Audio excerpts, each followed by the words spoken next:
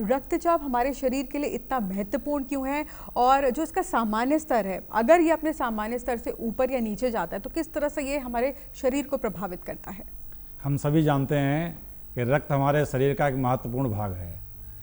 रक्त हमारे शरीर के अंदर जो बहता है धमनियों के अंदर बहता है और उन धमनियों के बाल के ऊपर जो दीवार होती है उसके ऊपर जो बहता हुआ रक्त है उसको दबाव डालता है और उस दबाव का जो मान है जिसको हम ब्लड प्रेशर कह देते हैं, उसी को चूँकि प्रेशर डालता है, दीवार के ऊपर प्रेशर डालता है तो ज़्यादा डालता है तो उसे हाइपरटेंशन कह देते हैं या उच्च रक्तचाप कह देते हैं। लेकिन जब वही प्रेशर कम डालता है तो फिर उसे निम्न रक्तचाप कह देते हैं या लो बीपी कह देते हैं।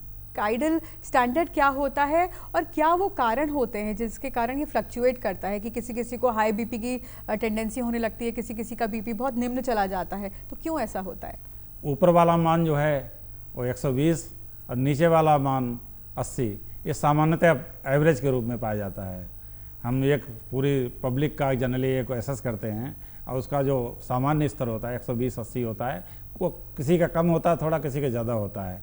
लेकिन यही जब 140 ऊपर वाला और 90 नीचे वाला हो जाता है तो इससे अधिक होता है तो उसे हम उच्च रक्तचाप कह देते हैं। लेकिन जब यही 90 ऊपर वाला और नीचे 60 वाला जब मान होता है तो उसे निम्न रक्तचाप कह देते हैं।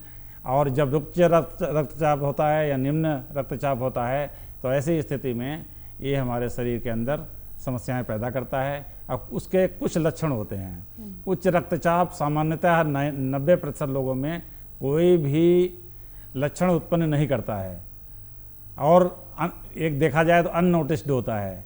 इसीलिए उच्च रक्तचाप को कई लोग जो हैं इसको साइलेंट किलर कह देते हैं।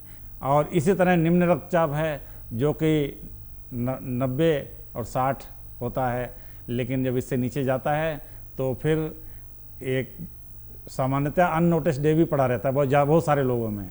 लेकिन कई लोगों में बहुत ज़्यादा अचानक किसी कारण से, विशेष रूप से ओल्ड एज पर्सन्स में, जो वृद्धावस्था 50 ईयर्स के बाद, जो 50 ईयर्स के बाद कई बार जो है लो बीपी पता नहीं लगता है, सिंह को खड़े खड़े चक्कर आ जाते हैं, बेहोश हो जाता है व्यक्ति, या विजन की प्रॉब्लम आ जाती है, या उसके अंदर कमजोरी आ जाती है और शरीर साथ नहीं देता है, अंगों में खून की सप्लाई नहीं हो पाती है। तो इस तरह से लो बीपी हमारे लिए खतरनाक स्थिति पैदा कर सकता है। और अगर बहुत ज़्यादा लो बीपी जाता है जिसके कारण कोई लक्षण ऐसे उत्पन्न होते हैं तो फिर निश्चित रूप से एक अच्छे चिकित्सक की सलाह लेनी चाहिए।